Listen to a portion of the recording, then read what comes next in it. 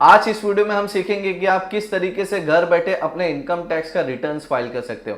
अगर दोस्तों आपके पास कोई बिजनेस इनकम है, बिजनेस इनकम में भी ट्रेडिंग बिजनेस है या सर्विस बिजनेस है, कोई भी बिजनेस आपकी इनकम हो रही है, तो उसका रिटर्न्स आप किस तरीके से घर बैठ के फाइल कर सकते हैं। ये जो मैंने इस वीडियो में जो बिजनेस इनकम मैंने फाइल किया वो सर्विस बिजनेस है, लेकिन कंप्लीटली डिस्कस किया है कि आप किस तरीके से अगर ट्रेडिंग करते हो तो उसका भी रिटर्न्स कैसे फाइल कर सकते हो। और जो सेक्शन के बेस पे मैंने फाइल किया उसमें आपको कोई भी बुक्स ऑफ अकाउंट्स बनाने की भी जरूरत नहीं है। जस्ट आपको कितना ग्रॉस रिसिप्ट आया उसका आपको, अगर सर्विस है तो 50% इनकम डिस्क्लोज कर देना है, ट्रेडिंग है तो मिनिमम 8% डिस्क्लोज करना है, जिसके बारे में मैं फर्दर वीडियो में डिस्कस किया हो। तो पूरा वीडियो देखेंगे तो ही आपको समझ में आएगा दोस्तों, क्योंकि ये इनकम टैक्स रिटर्न्स है। अगर कुछ भी गलती हो गई तो कहीं ना कहीं आपको फ्यूचर में नोटिस आ सकती है।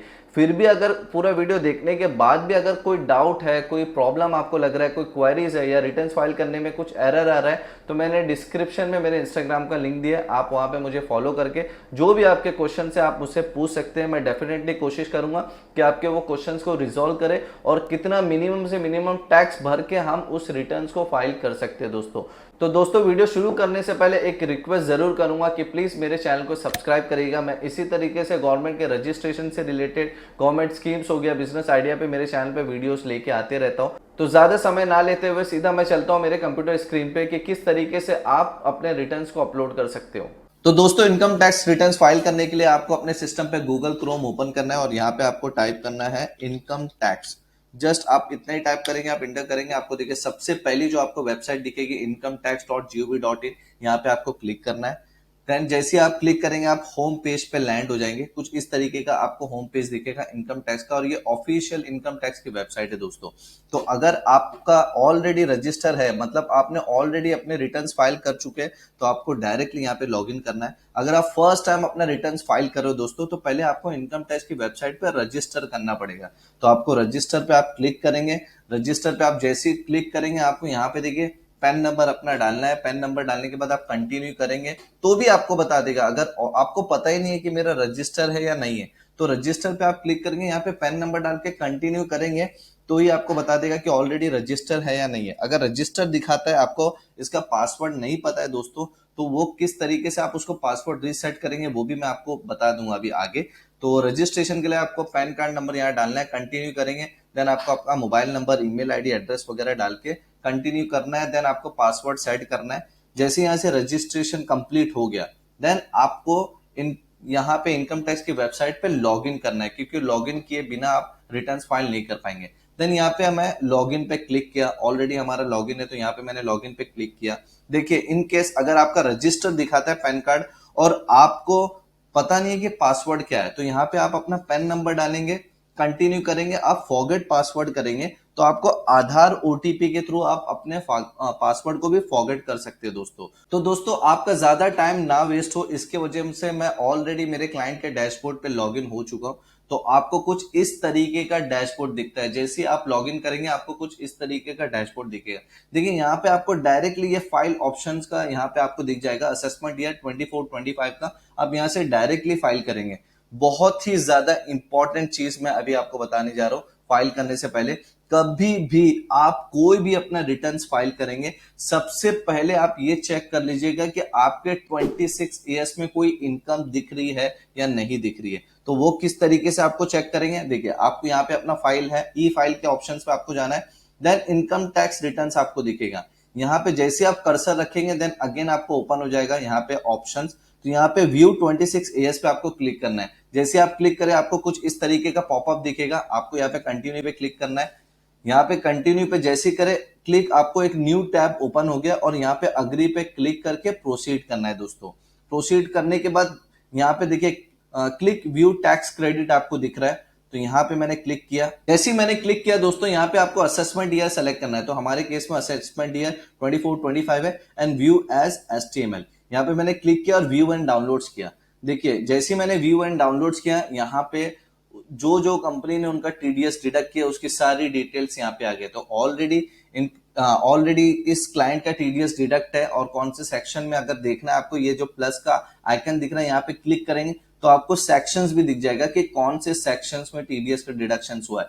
194 जेबी मतलब प्रोफेशनल इनकम इनको मिल रही है, देन उसके बाद बैंक ऑफ बड़ौदा का भी टीडीएस डिडक्ट है। तो ये क्या है, ये देखिए 194A मतलब इंटरेस्ट इनकम पे, और इंटरेस्ट इनकम एक्चुअली देखिए 12 रुपए की इनकम आई है, तो हार्डली यहाँ पे अब 12 रुपए यहाँ दिख रहा है। अब हमने ये चेक कर लिया कि ऑलरेडी 26 ईयर्स में भी इनकम दिख रहा है। अब मुझे जो मोस्ट इंपॉर्टेंट चीज चेक करना है, एनुअल इंफॉर्मेशन स्टेटमेंट। यहाँ पे मैंने क्लिक किया दोस्तों, क्लिक करने के बाद यहाँ पे प्रोसीड किया। प्रोसीड करने के बाद देखिए यहाँ पे आपको दिख जाएगा एनुअल इंफॉर्मेशन स्टेटमेंट, यहाँ पे मैंने क्लिक किया। क्लिक करने के बाद हमारा फाइनेंशियल ईयर कौन सा है, अभी हमारा जो कंप्लीट हुआ फाइनेंशियल ईयर 23-24, यस यही है, यहाँ पे ऑलरेडी सेलेक्टेड है। देन एनुअल इंफॉर्मेशन स्टेटमेंट में मैंने क्लिक किया।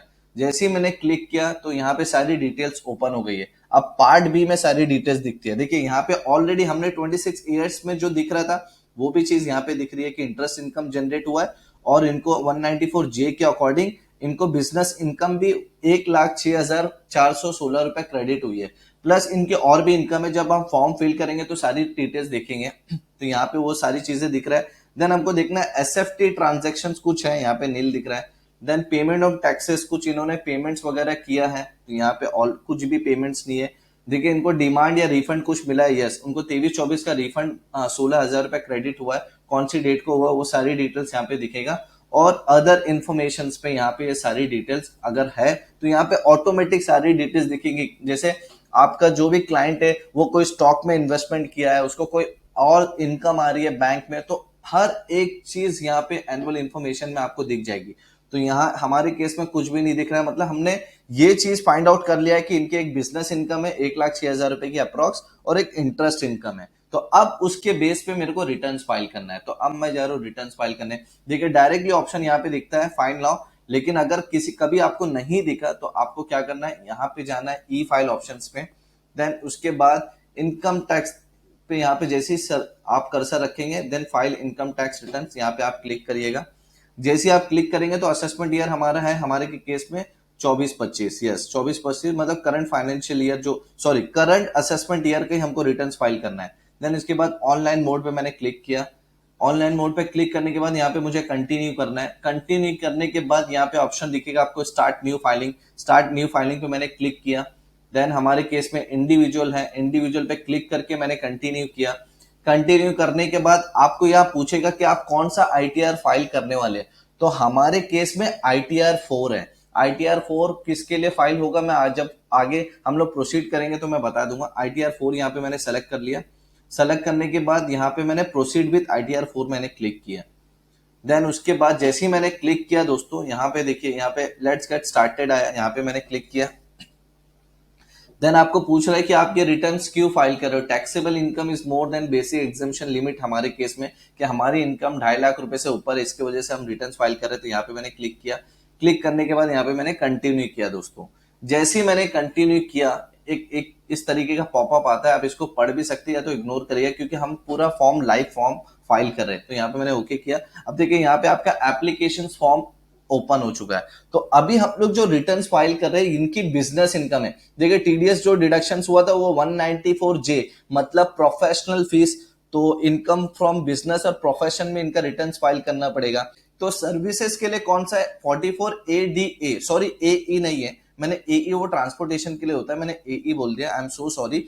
44ADA है, ये सर्विस और प्रोफेशन के लिए। इसमें क्या बोलता है कि अगर आपका टर्नओवर 50 लाख के अंदर है तो आपका जितना भी रिसिप्ट हुआ है उसका 50% इनकम मान लो। तो हमारे केस में 8 लाख रुपए का इनको रिसिप्ट हुआ है बैंक से और कैश 8 लाख, मतलब उसका 50% इनकम मान लो, मतलब 4 लाख रुपए इनकम मार लो और उस पर टैक्स भर दो, तो 4 लाख पे टैक्स आएगा ही नहीं।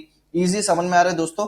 तो अगर कोई ट्रेडिंग करता है तो 44AD, अगर सर्विसेज प्रोवाइड करता है या प्रोफेशनल फीस है उसको, तो 44ADA के थ्रू रिटर्न्स फाइल कर दीजिएगा आप। तो उसमें कोई बुक्स ऑफ अकाउंट्स बनाने की भी जरूरत नहीं है, खाली जो भी रिसिप्ट हुआ है, जैसे हमारे केस में 8 लाख रुपए से रिसिप्ट हुआ है, 8 लाख का 50% आप डिस्क्लोज कर दीजिए। 4 लाख रुपए इनकम होगा, उस पर आप टैक्स भर दीजिए, जिसपे 4 लाख पे कोई इनकम नहीं आता है। इजी समझ में आ गया आपको दोस्तों। अब यहाँ पे हम लोग लाइव फॉर्म फिल करेंगे। तो यहाँ पे पर्सनल डिटेल्स में यहाँ पे मैंने क्लिक किया। यहाँ पे जैसे ही मैंने क्लिक किया, देखिए यहाँ पे सारी डिटेल्स यहाँ पे आ गई है। Nature of employment select not applicable, हाँ तो यहाँ पे ओपन किया मैंने। ओपन करने के बाद देखिए यहाँ पे सारी डिटेल्स दिख रहा है। Then nature of employment, nature of employment के केस में अदर्स आपको सेलेक्ट कर लेना है। अगर आपका जैसे पब्लिक सेक्टर यूनिट है, पेंशनर है, आप जो भी आपके अकॉर्डिंग है, आप मेरे केस में अदर्स है, मैंने अदर्स सेलेक्ट कर लिया। अदर्स सेलेक्ट करने के बाद और ऑलरेडी यहाँ पे सारी डिटेल्स आपको दिख रही है। अब देखिए एक यहाँ पे दिखता है have you exercise the option under section 115 BAC। अभी क्या है ना, इनकम टैक्स के जो रिटर्न्स फाइल होते हैं वो अंडर न्यू रिजाइम और ओल्ड रिजाइम। अगर आपकी इनकम मोर देन 10 लैक्स या 15 लैक्स के ऊपर होती है तो हमको ये डिसीजन लेना रहता है कि न्यू रिजाइम में हम फाइल करना चाहिए या नहीं करना चाहिए, क्योंकि न्यू रिजाइम में जो 30% का टैक्स है वो 15 लाख के बाद आता है, ओल्ड रिजाइम में 10 लाख रुपए के बाद आता है। लेकिन हमारे केस में तो हमारा रिसिप्ट ही 8 लाख रुपए है, तो हमको तो ओल्ड रिजाइम में ही फाइल करना है। तो ये केस में नो, हमको जो नो सिलेक्ट है वही। अगर हम हमारी 15 लाख के ऊपर रहती तो हम यस क्लिक कर सकते थे, यहाँ पे यस करते थे तो न्यू टैक्स रिजाइम के अकॉर्डिंग टैक्स कैलकुलेट होता था। तो हमारे केस में मैंने नो कर दिया है।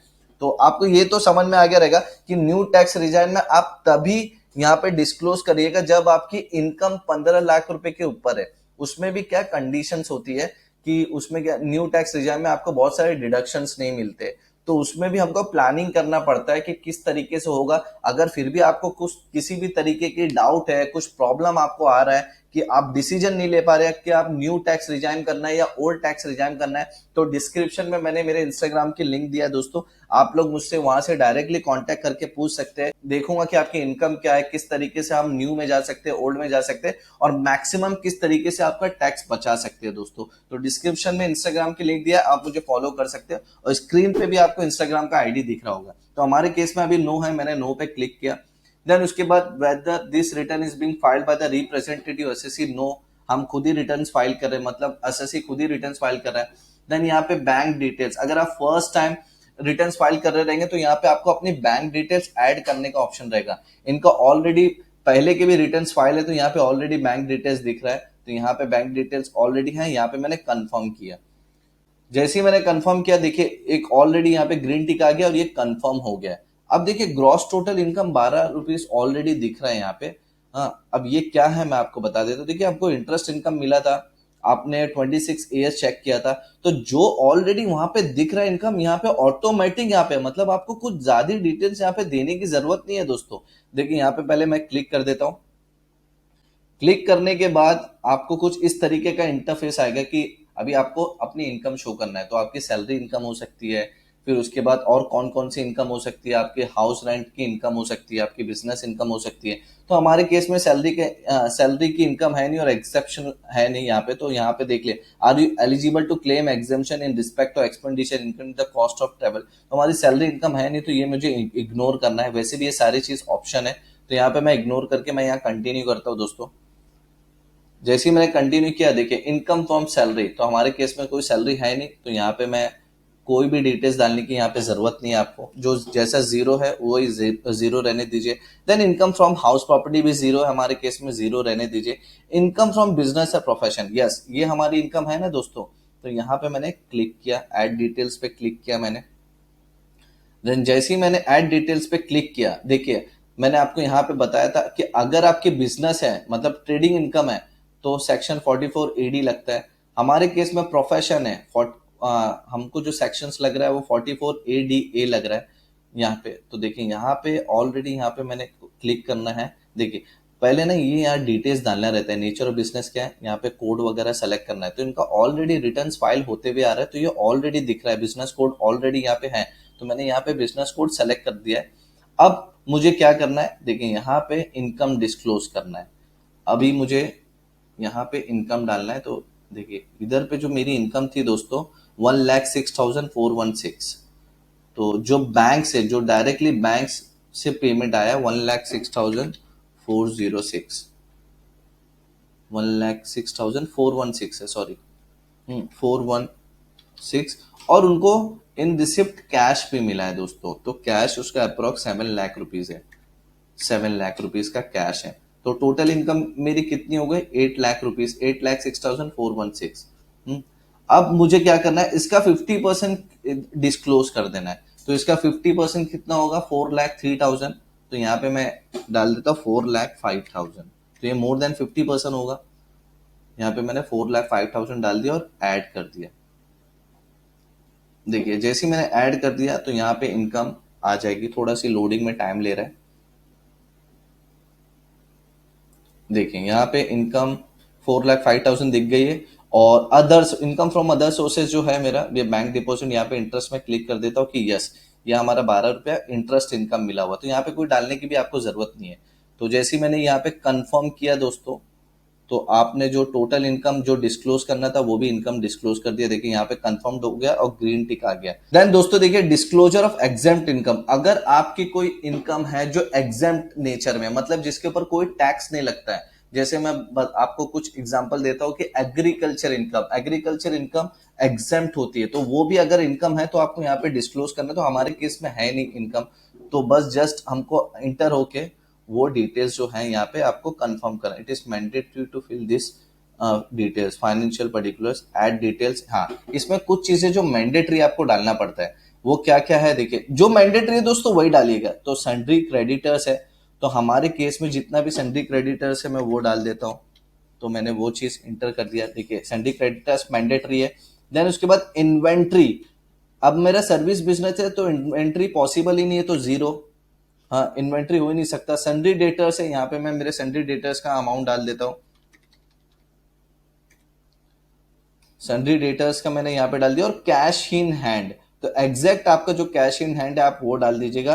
कैश इन हैंड में इंक्लूड बैंक बैलेंस, तो जो भी बैंक बैलेंस है, अभी आपको कैश इन हैंड पता नहीं रहता है तो मोस्ट ऑफ द केसेस में जो 31 मार्च 2024 को जो बैंक बैलेंस है आप वो डाल दीजिएगा।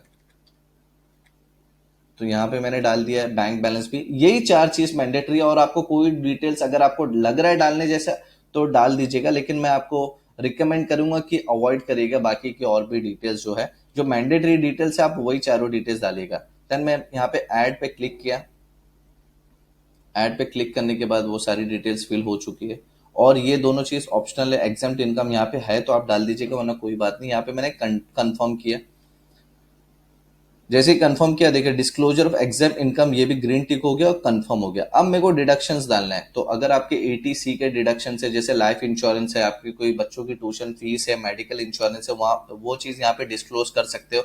अगर आपको पता नहीं है कि कौन कौन सा डिस्क्लोज कर सकते हैं, तो मैंने डिस्क्रिप्शन में इंस्टाग्राम के लिंक दिया है, इवन स्क्रीन पे भी आपको इंस्टाग्राम का आईडी दिख रहा होगा। आप लोग मुझसे कनेक्ट करके पूछ सकते हैं, मैं डेफिनेटली आपको गाइड करूंगा कि कौन कौन सा डिडक्शंस आप कर सकते हैं। और प्लीज फॉलो भी कर लीजिएगा दोस्तों। तो यहाँ पे डिडक्शंस के केस में, हमारे केस में डिडक्शंस कुछ है नहीं, लेकिन हमको इंटर करके अंदर जाके ही कंटिन्यू करना पड़ेगा। तो हमारे केस में अभी कुछ है नहीं, तो यहाँ पे मैं कंटिन्यू कर देता हूँ। आप नहीं भी डालेंगे तो ऑप्शनल है ये सारी चीजें। अब यहाँ पे सारे डिडक्शंस के टैब ओपन हो गए।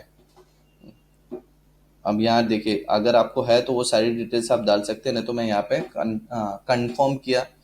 कंफर्म करने के बाद देखिए ये भी चीज फिल हो गई है। अब टैक्स पेड, हमारे case include details of tax deducted and paid by deductor, example employer also include taxes by you, advance tax and self assessment tax, provide information. अभी देखिए यहाँ पे ऑलरेडी 6,680 रुपीज का टैक्स दिख रहा है। डिटेल्स ऑफ टैक्स डिडक्टेड, सो तो ये टीडीएस का डिडक्शन ऑलरेडी हमारा हुआ है। तो हमने 26 में देखा था कि इतना टीडीएस का डिडक्शन है, मेरे पे लाइबिलिटी कुछ नहीं आएगी, लेकिन ऑलरेडी टीडीएस का डिडक्शन हुआ है दोस्तों।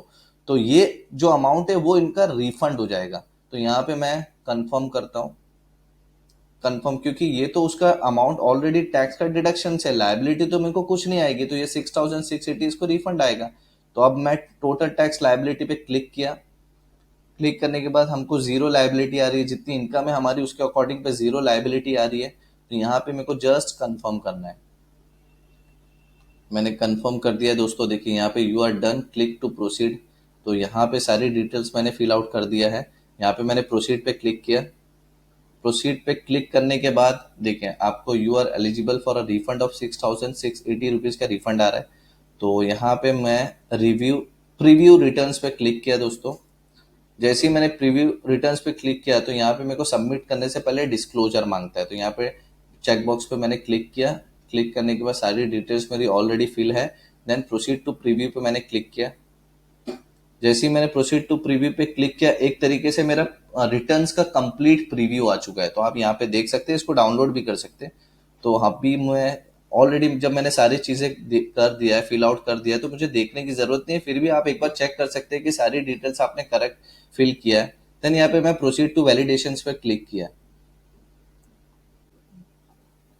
जैसे ही मैंने क्लिक किया दोस्तों, देखिए वैलिडेशन सक्सेसफुल हो चुका है। यहाँ पे मेरा रिटर्न देखिए कंफर्म योर रिटर्न समरी हो चुका है। अब वेरीफाई एंड सबमिट करना है। देन प्रोसीड टू वेरिफिकेशन पे मैंने क्लिक किया। देन देखिए दोस्तों, आपको ई वेरीफाई करना है। ई वेरीफाई आप कर देंगे तो यहीं से आपको आधार ओटीपी का ऑप्शन आएगा। आप आधार ओटीपी पे क्लिक करके ओटीपी जनरेट करके आप अपने रिटर्न्स को वैलिडेट कर सकते हैं। अभी हमारे केस में मैं ई वेरीफाई लेटर करता हूँ, क्योंकि अभी जो हमारे पास जो क्लाइंट्स का नंबर है, इवन हम कॉल भी कर रहे थे तो उसका स्विच ऑफ आ रहा था। तो इसकी वजह से अभी वो 30 दिन का टाइम मिलता है आपको। 30 दिन के अंदर कभी भी आप वेरीफाई कर सकते हैं। वो भी मैं आपको बता दूंगा कि किस तरीके से आप रिटर्न फाइल करने के बाद आप किस तरीके से बाद में भी वेरीफाई कर सकते हैं। तो ई वेरीफाई लेटर पे मैंने क्लिक किया और कंटिन्यू किया। जैसे कंटिन्यू किया, देखिए यहाँ पे रिटर्न सबमिशन का ऑप्शन आ रहा है, यहाँ पे मैंने सबमिट कर दिया। अब जैसे ही मैंने सबमिट पे क्लिक किया, देखिए you still need to e verify within 30 days में मेरा रिटर्न सबमिट हो गया दोस्तों। खाली ई वेरिफिकेशन पेंडिंग है। तो यहाँ पे मैंने गो टू डैशबोर्ड पे क्लिक किया। गो टू डैशबोर्ड पे क्लिक किया, देखिए अब आपको कुछ इस तरीके का ऑप्शन दिख रहा है, जैसे असेसमेंट ईयर 24-25 रिटर्न फाइल हो चुका है, वेरिफिकेशन पेंडिंग है। तो अभी देखिए यहाँ पे वेरिफिकेशन आपको पेंडिंग दिख रहा है, यहाँ पे सारी चीजें। देन अब आपको क्या करना है दोस्तों, आपने रिटर्न तो सबमिट कर दिया लेकिन वेरिफिकेशन अभी भी पेंडिंग है। और विदाउट वेरिफिकेशन आपका रिटर्न्स को वैलिडेट हो ही नहीं सकता, मतलब वो प्रोसेस ही नहीं हो सकता। तो आपको मैंडेटरी ई वेरीफाई करना है थ्रू आधार। और डिफरेंट डिफरेंट मोड्स है, लेकिन मोस्ट ऑफ द केसेस में लोग आधार ई वेरीफाई करते हैं। तो अब आपने रिटर्न फाइल कर दिया, अब हम ई वेरीफाई किस तरीके से करेंगे। तो आपको लॉग इन करना है, देन ई वेरीफाई पे जाना है। देखिए यहाँ पे ई वेरीफाई पे इनकम टैक्स रिटर्न्स आपको दिख रहा है। यहाँ पे आप जैसी कर्सर रखेंगे तो आपको ऑप्शन ओपन हो जाएगा। तो यहाँ पे ई वेरीफाई रिटर्न्स आपको दिख रहा है। देन यहाँ पे आपने ई वेरीफाई रिटर्न्स पे आपने क्लिक किया।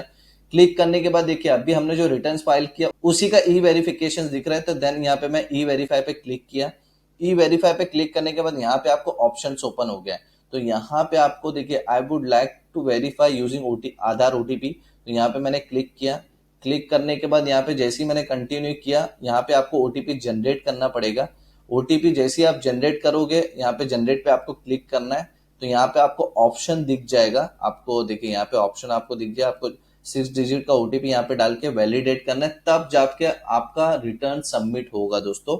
यहाँ से वैलिडेट कंप्लीट हो जाएगा, तब जाके आप ये मान लीजिएगा कि आपका सक्सेसफुल रिटर्न फाइल किया है। सबमिट करने को सक्सेसफुल नहीं बोलते, आपको वैलिडेट भी करना है, बहुत ज्यादा जरूरी है। तो होप आपको समझ में आ गया कि किस तरीके से आप अपना रिटर्न फाइल कर सकते हैं। अगर आप कोई सर्विस इनकम जनरेट कर रहे हैं या कोई प्रोफेशनल इनकम जनरेट कर रहे हैं तो उसका भी रिटर्न आप किस तरीके से इजीली फाइल कर सकते हैं। किसी कोई कंसल्टेंट की जरूरत नहीं है, कोई अकाउंटेंट की जरूरत नहीं है, कोई चार्टर्ड अकाउंटेंट की जरूरत नहीं है। और इस तरीके से रिटर्न फाइल करने से दोस्तों आपको कोई बुक्स ऑफ अकाउंट्स भी मेंटेन करने की जरूरत नहीं है, क्योंकि ये स्कीम में ही बताया गया है कि अंडर सेक्शन 44 एडीए के अकॉर्डिंग अगर आप इनकम डिस्क्लोज करते हो तो आपको कोई बुक्स ऑफ अकाउंट्स मेंटेन करने की भी जरूरत नहीं है। फिर भी अगर कोई डाउट है, कोई क्वेरी है, कोई क्वेश्चंस है, आप मुझे इंस्टाग्राम पे डायरेक्टली पूछ सकते हैं, या कोई किसी भी तरीके की आपको कोई शिकायत भी करना है तो भी आप मुझे इंस्टाग्राम पे कांटेक्ट कर सकते हो। फॉलो जरूर कर लीजिएगा दोस्तों। तो यहाँ पे वीडियो फिनिश करता हूँ क्योंकि काफी लेंथी वीडियो हो चुकी है। मिलते हैं नेक्स्ट वीडियो में दोस्तों। Bye, take care.